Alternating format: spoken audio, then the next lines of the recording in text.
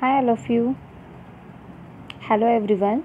I am Miss Amrita Jadhav, ma'am, and I am presenting a video of electrostatics, and in which we are moving towards part 6.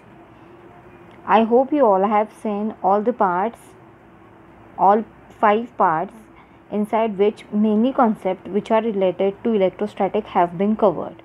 Now, we are moving towards part 6, in which we are going to deal with the new concept which is known as dielectrics, polar and non-polar molecules.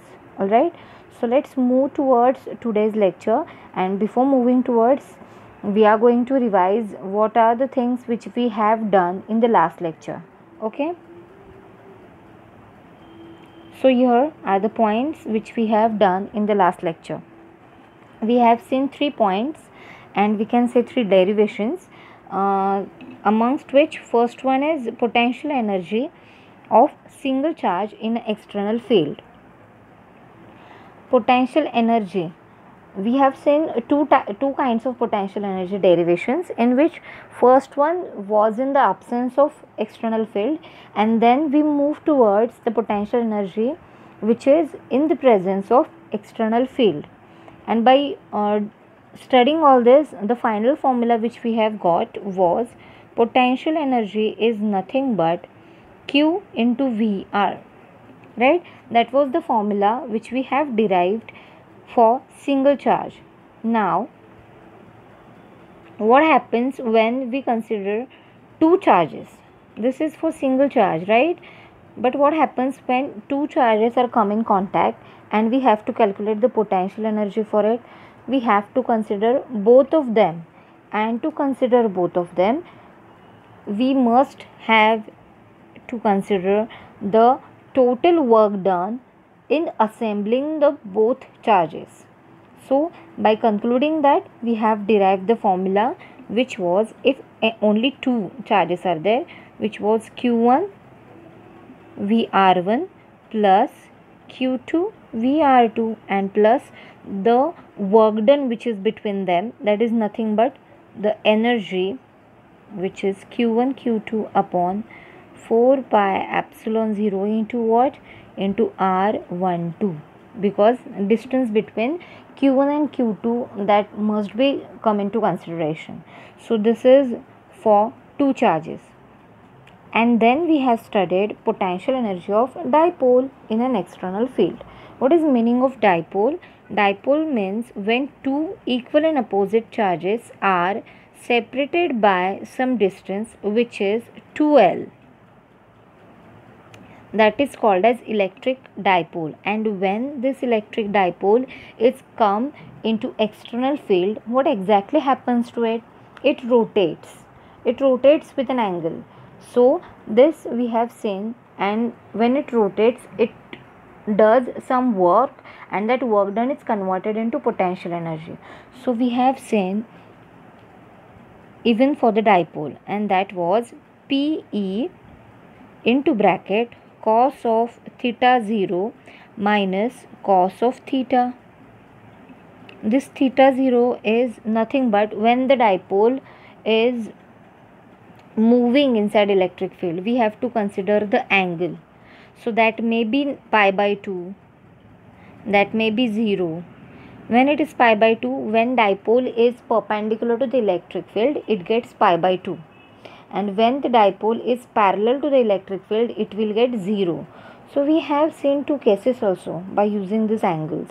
And then we calculated the potential energy of a dipole in an external field. So after looking at all of these points up to part 5, there is the terms which is related to all of this. That is nothing but the material or the bodies which can be converted or classified into two forms. The body which can flow the charges from one place to another, and the body which do not flow the charges from one place to another. What are such kind of bodies, or what are such kind of materials that we are going to see today? So The points which we are going to see in today's lecture are conductors and insulators, free charges and bound charges inside conductor, then dielectrics and electric polarization. What exactly this is, that we are going to see. Okay, so let's move towards the first point, which is conductors and insulators, and then we'll move towards the second, which is free charges and bound charges. Okay, so let's see the first point. First point is conductors and insulators. Now, you must have known this concept. What is conductors and what is insulator? You have studied from many years. That means conductor is nothing but it follows the current electricity to pass through it, which allow the electricity to flow through them, right? This is why this happens actually, because they contain large number of free charges and they can move from one place to another. I will show you one example of it. Suppose this is nucleus and this is orbit in which many electrons are situated. All right, now these electrons are moving in circular orbit. I will draw it again.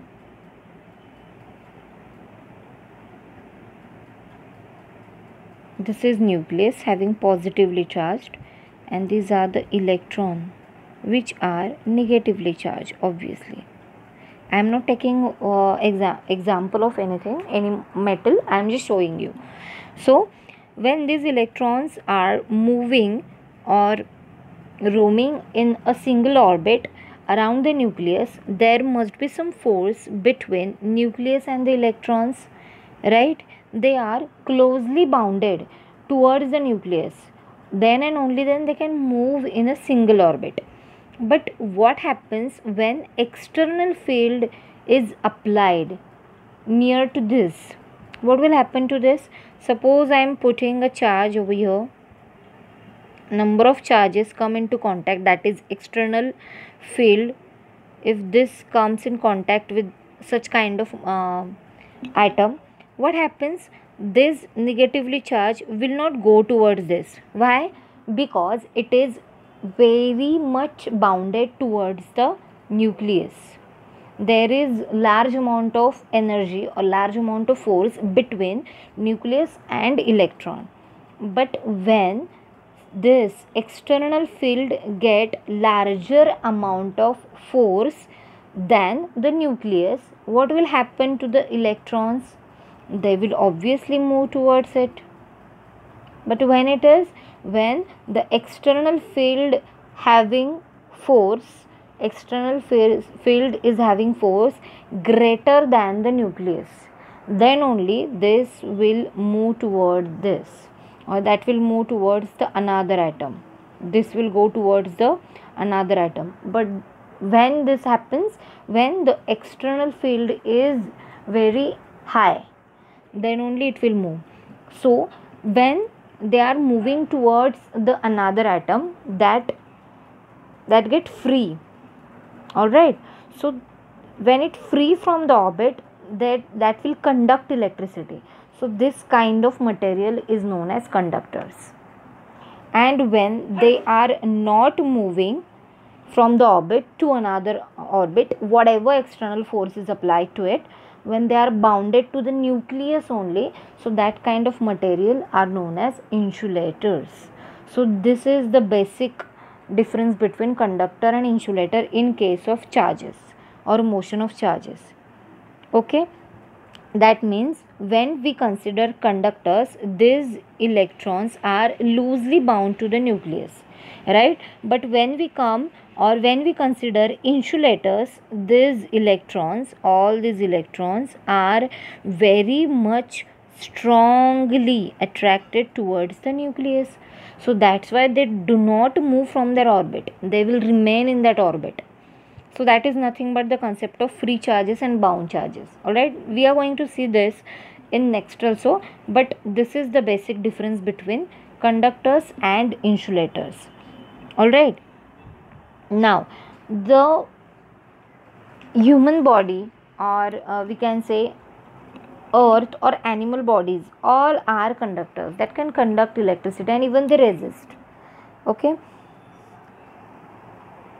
so under some conditions we are going to see conductors and insulators also.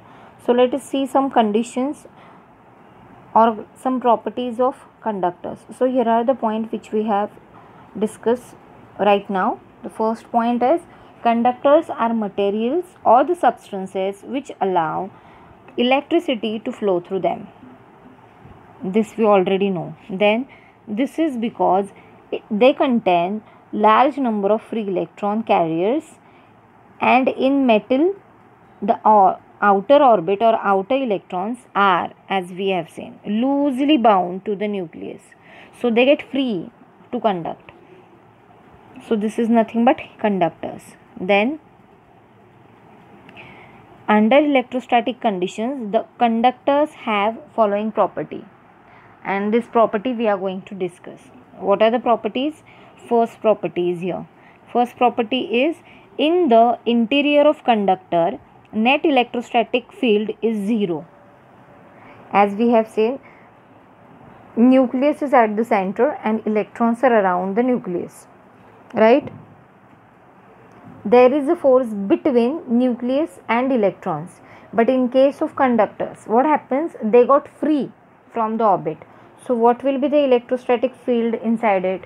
It should be zero, because there is no electric field inside the conductor, not in the conductor, it is outside. That's why the electrons get attracted towards the another atom. So this is the first condition. Then second one, potential is constant. Obviously potential is constant within and also on the surface of the conductor. It is constant over there. In static situation, the interior of a conductor can have no charge. I just wanted to clear the second point, which is potential is constant. You may have query how the potential is get constant. What is the formula for potential? Potential is nothing but 1 by 4 pi epsilon 0 q upon r. As we are considering in terms of nucleus and electrons like this, here we can consider charge, which is q, and these are the negatively charged electrons. So the distance between them for all of them is what? It is constant. As this term is constant, what will be v? V should be constant because all are located at the same distance. So the second point is potential is constant. I hope that got cleared. Third, in static situation, the interior of conductor can have no charge. In static situation, what is static situation? Static situation means when we rub any object to another object, there is some force which is between both of them. So what happens exactly over there? The charges from one body will convert to the another body. So when it got convert from one to another, in case of conductor, it can have no charge. In the inside the conductor, I am not saying outside, I am saying about inside, in the interior. So fourth, electric field just outside charged conductor is perpendicular to the surface of conductor at every point.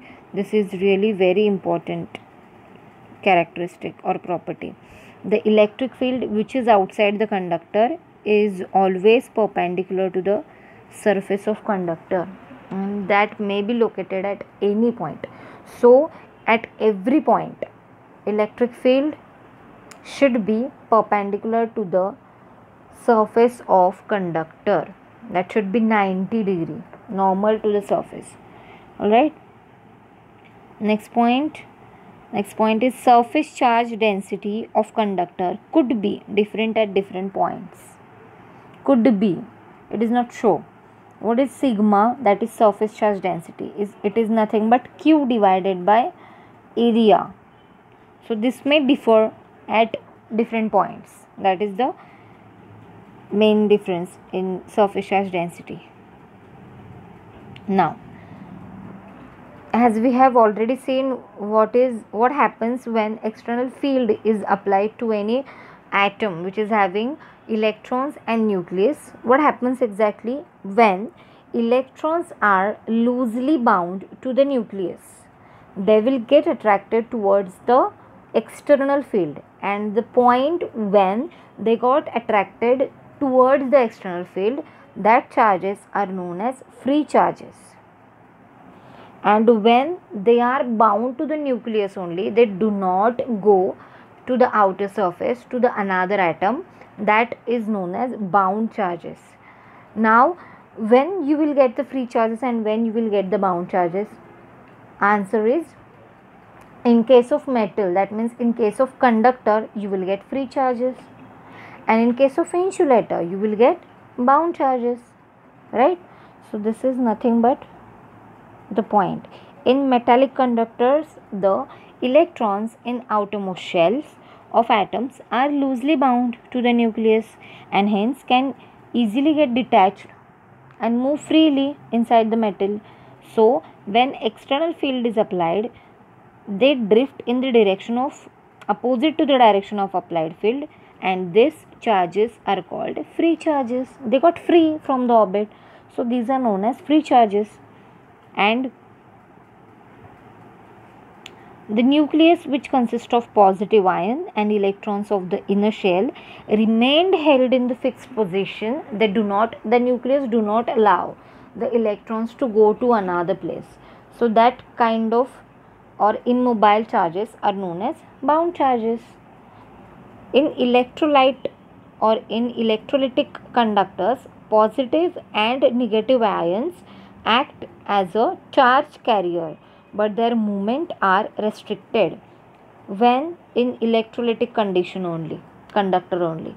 In electrolytic conductors, the positive and negative ion acts as a charge carriers and their movement are restricted by the electrostatic force.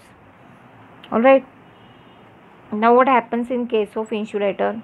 Here is the answer. In insulators, the electrons are tightly bound to the nucleus and are thus not available for conductivity and hence are poor conductors of electricity. And an insulator can carry any distribution of external charges on its surface or in its interior, and the electric field in the interior can have non-zero values like conductors. Have you got this point? When we consider insulators, as bound charges are there, that means electrons are bounded to the nucleus, very tightly bounded, so they don't go to the another place to conduct electricity. They will remain there, and when the external field is applied, what happens to it? It will ionize the charge, or it will get the charge and it will be there only. It will not move that charge from one place to another. It will be stored or accumulated on the surface only. So this is nothing but insulators. It get accumulated. Now, what exactly dielectric is? We have seen two materials, that is conductors and insulator. The property which carried out by conductors is nothing but conductivity, is called as conductivity. And when we come in consideration with insulators, that is nothing but dielectric or dielectric strength. That means it stops the current to flow further. That is nothing but dielectrics. I will show you, or I will give you one example. We are having so much amount of electricity inside of a house, that is about to 40 watt, right? But it does not come directly inside our house. It comes from the powerhouse, right? When the electricity comes from powerhouse to our home, it takes some places, it takes some stations. That station can have poles. On that poles, you may have seen wires goes in this like this on the poles, but If all of these are conductors, what happens to it? When wire is obviously of copper, because it carries charge from one place to another, so this wire is carrying charge or it carrying current. When even this pole is a conductor, what happens? The current which is flowing from this wire will go to this and it will get earthen. It will go towards the zero potential and it will go to earthing. But this should not be done. What is the main purpose for it? The current which is flowing from this wire to rest at this place, and then it will move towards another wire, and then it comes to our house. But how this can happen? This is happen only when this pole is not a conductor. It should not be a conductor. It should be a insulator. So the main role for insulator is to break the charge.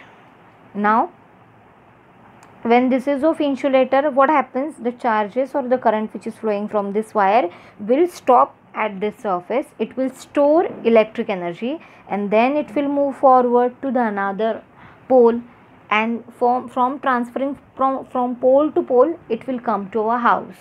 So this happens when both do role of their own. Conductor does role of transferring electrons and insulator does the work of breaking the electrons to flow anywhere else. Alright, so this kind of property is nothing but dielectrics. So let us see exact definition and what exact the meaning of dielectrics. Let us see. Here, dielectric are insulates which can be used to store electrical energy. Okay, it insulates. It does the work of insulator and it used to store the electrical energy. When such substances are placed in external field, their positive and negative charges get displaced in opposite directions. What exactly happens when external field is come in contact with dielectric? What happens? The positively charged molecules and negatively charged, they will displaced in opposite directions. If this is the positive and this is the negative, they will got repel, we can say. They goes in opposite direction. As they goes in opposite or displace in opposite directions, the molecules developed a net dipole moment. They move in opposite direction, so there is a dipole moment between them. When we say dipole is created when equal and opposite charges are separated by distance 2l. When this happens, only dipole we get. So in this case, when external field is applied, these two equal and opposite charges get displaced in opposite direction like this only, and they get separated. So this is known as polarization, and such materials are called dielectrics. I hope you are getting this point. So when such substances are placed in external field, two positive and negative ions or positive and negative molecules are get displaced by some distance but in opposite directions. So it will create a dipole moment, and this is called as dielectricity or polarization. Not dielectricity, we called it as polarization. And such materials are known as dielectrics. Okay. So dielectrics are insulating materials. Obviously right now we have seen it is an insulating material. So these are non-conducting substances which polarize through small displacement of charges, that is glass, wax, wood, mica, rubber, stone and plastic, etc. These all are dielectric materials. Actually these all are example of what? These are example of insulators. So insulators are nothing but dielectric materials. Okay, next point. Now dielectrics can be classified into two, that is polar dielectrics and non-polar dielectrics. Okay, before moving towards this point, I just want to clear one concept which is related to dielectric itself. As we have seen, any atom, in every atom we can say, there is a positively charged nucleus and there is a negatively charged electrons. Positively charged nucleus and negatively charged electrons are there. Okay, all of this, that means negatively charged electrons and positively charged nucleus, all of them is having their own center of charge. What is meaning of center of charge? Center of charge means where the effective charge is located. All of them having their own center of charge, or we can say center of mass. Positively charged is having its own center of mass and negatively charged is having its own center of mass or center of charge. Okay, so regarding this, or when two atoms get contact with each other, what happens to their center of mass? By according to that, we get two types of dielectrics, that is polar and second one is non-polar. What exactly happens when two molecules or two atoms comes in contact? Two possibilities are there. When center of mass of positively charges coincide with center of mass of negatively charged, when they both coincide, it will get one kind of material, right? But when center of mass or center of charge of positively charged do not coincide with center of charge of positively charged, it will get some another kind of molecule. So let's see which is polar and which is non-polar. Let's see. First we are going to see polar. A molecule in which center of mass of positive charge does not coincide with center of mass of negatively charged. When both the centers do not coincide with each other, this type of dielectrics is known as polar dielectrics. But why this is happen? This can be happen due to asymmetry shape of the molecules. When one molecule is not same like another, that means if we take example of H2O, HCl, H is having another shape, Cl is having another shape, so they cannot coincide symmetrically. So this is nothing but polar dielectrics. H2O, we can consider example of H2O. H and H having the same shape, but O is not having the same shape like H, right? So the centers will not coincide with each other. So the examples of this polar dielectrics are HCl. See the example, HCl, both of them, H and Cl, having different shapes, so they will not coincide with each other. Water, NH3, all are polar molecules or polar dielectrics. Alright. Now, as we have seen the definition, as we have seen the example, now what happens with the dipole moment? They have permanent dipole moment of the order of 10 raised to minus 13. 10 raised to minus 30 coulomb meter. So this is the another point which we have to consider in case of polar dielectrics. First is centers will do not coincide because the asymmetry nature of the molecule.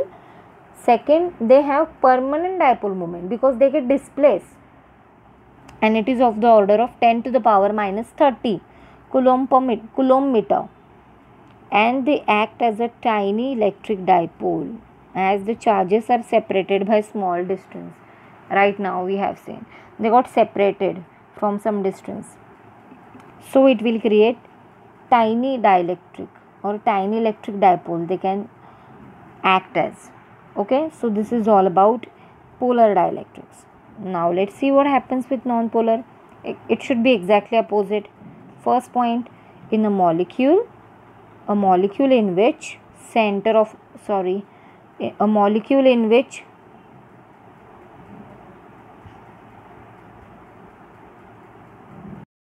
a molecule in which center of mass of positive charges coincide with the center of mass of negative charges, is called as non-polar molecules. Okay, so this is example for non-polar dielectrics. Not definition of non-polar dielectrics, I'm sorry. A molecule in which center of mass of positive charge coinciding. Now how it can get coincide? It can get coincide when two molecules have symmetric nature. So the example like H2, O2 are the example of non-polar dielectrics, because both of them, H and H, both are same. So they are having same shape. So these are the example for dielectric, non-polar dielectrics. But what happens when two similar are get coincide with each other? That means the centers will get coincide. What happens to the dipole moment? Dipole moment is 0. As we have seen, they have symmetrical shape and 0 dipole moment is there. Okay. So these are the example: nitrogen, N2, O2, CO2, benzene, methane are all made up of non-polar molecules and known as non-polar dielectrics. Okay, so this is nothing but non-polar dielectrics. I hope you got the concept of dielectric as well as the two types, that is polar and non-polar. Okay, I will show you example. This is the first one, this is diagram 1 and this is diagram 2. Now you are going to tell me which one is example of polar and which one is example of non-polar molecule. Diagram 1 is having H and H molecules and the centers are coinciding, H2. Second is CO, in this only, in the first diagram only, CO2, but the centers are coinciding and it is having symmetric nature. So what is this? Is it polar or it is non-polar as the centers are coinciding? Yes, it should be non-polar.